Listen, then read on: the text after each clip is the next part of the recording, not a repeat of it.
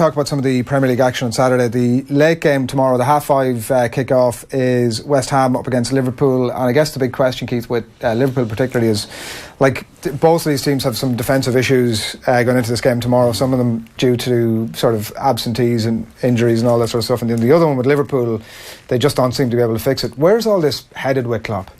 I've got a lot of sympathy for the defenders at Liverpool, I really do. And there's so much criticism goes at players for their performance in an individual game or over a run of games.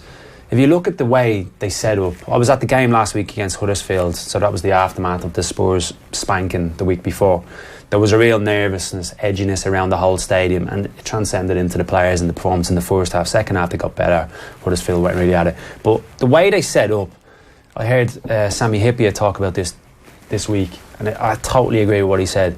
If he was playing on that side now with Jamie Carragher or with whoever, Stefan Henshaw, they would look like pub players. Really? Yeah, they really would, because they play that high, they play that expansive, the fullbacks play like wingers.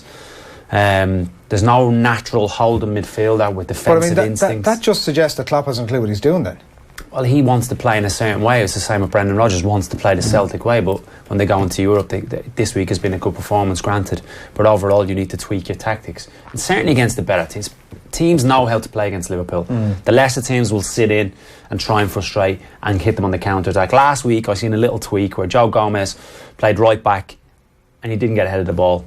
Salah played as the right winger and he let him just get on with it, whereas normally you would see Salah come narrow and he would just go Mourinho on the far side. So we tweaked it a little bit, even against Huddersfield, with all due respect to Huddersfield, but he needs to be doing that against the big boys. He needs to come up with plan B. He needs to be a little bit more astute in his way. He needs a Mourinho kind of string to his bow in terms of how he sets up teams, but I'm not quite sure he wants to do that. I see a lot of the people defending Klopp say a lot of these players were bought before he even arrived at the club.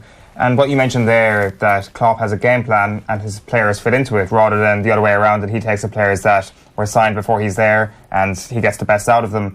Like, that weirdly suggests that Klopp doesn't really understand the strength of his players. For me, I would have thought that Klopp and his relationship with the players and his understanding of the players is his number one strength, but I totally agree. But probably not. Yeah, and I think when you go into a club, I've always been a fan of managers that you just play the hand you're dealt.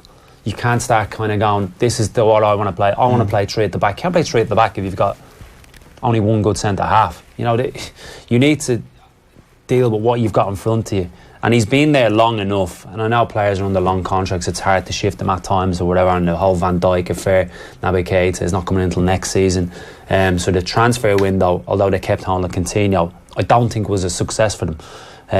But even, like, I'll go back to what I said to you about the way they set up. I think Van Dijk, if you put him next to Matip, if you still leave them 2v1, 2v2 at the back, the best I've ever seen it was Rio Ferdinand and Vidic, where this was before both fullbacks went. You'd see Gary Neville going, whoever it was, from fullback, and they would be comfortable in the days of when teams played 4-4-2. They just marked 2v2 because they were that good. Whereas these centre halves aren't on that level. They need more protection.